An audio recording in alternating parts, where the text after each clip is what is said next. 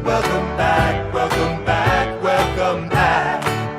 Welcome back, welcome back, welcome back. We always could spot a friend. Welcome back. And I smile when I think how you must have been. Welcome back to our This Is Me series, a chance of answering questions and comments that can be humorous, inspirational, or serious. So this week's topic is about my biggest fear and also how Chris and I met on our first date, because this is our anniversary of the first time we met.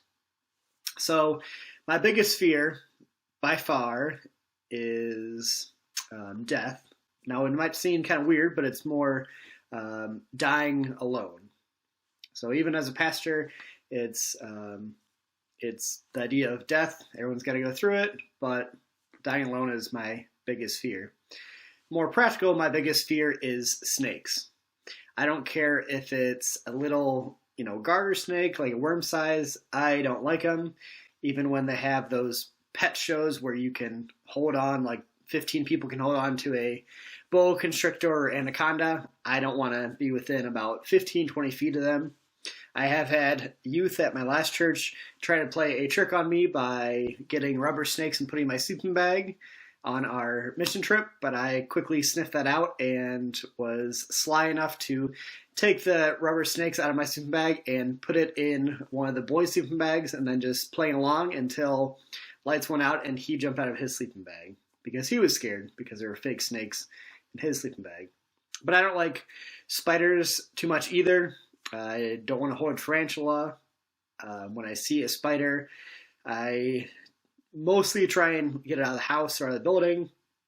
If it's like a wolf spider or something, it's game on, and I'm going to probably try to kill it. But that's just me. Those are my fears: snakes and spiders. So, as I said, this is the anniversary of when Chris and I went on our first date back in September 22nd of 2012. I had just moved out of Chicago from finishing seminary and going back to being a contractor.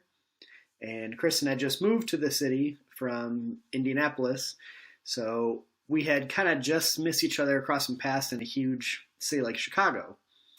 But her friends suggested that since she was new to Chicago and to teaching in the area, that she should do Match.com.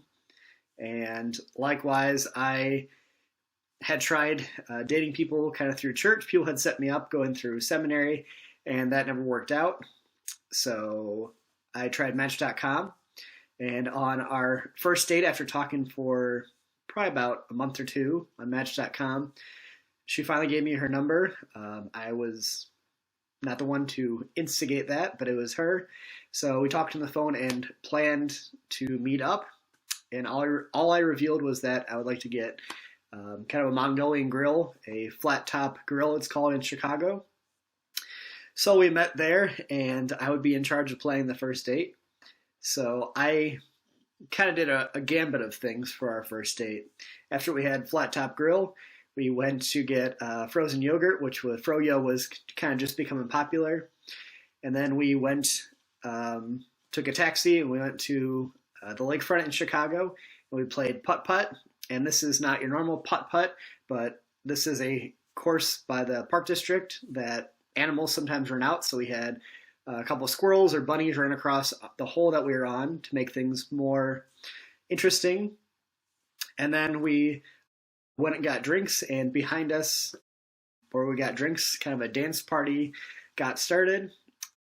And that's how it went. One of the things that I admitted not till much later on our first date was when we were walking after going to play putt-putt to our next location, I had seen a homeless man kind of kitty corner to where we were. And we at first crossed the street, but I had seen him and we kind of locked eyes. So I said, Kristen, not as a pastor, but just as a person of faith, I would feel bad if I didn't feed this guy or go get him something to eat. So I said, you can be done with our date if that, is too weird, or whatever. So I said, but I have to do this. This is kind of my Holy Spirit moment. So I went across the street and got 7-Eleven and just grabbed a couple subs and a drink and gave it to the homeless man, and then said, and then she was still there. So it was very impactful first date, kind of the Holy Spirit, kind of a God moment.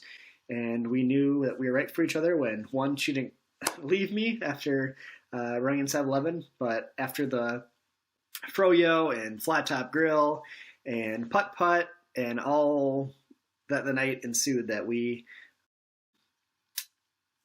were meant to be together. So this is our anniversary of our first date, so we wanted to share that with all of you. So if you have any questions, any comments, keep some new topics coming. Let me know, what are your fears in life? Or perhaps, where did you go on your first date with your significant other? So that's what I've got for you for today, and we'll see you next week. So may it be so.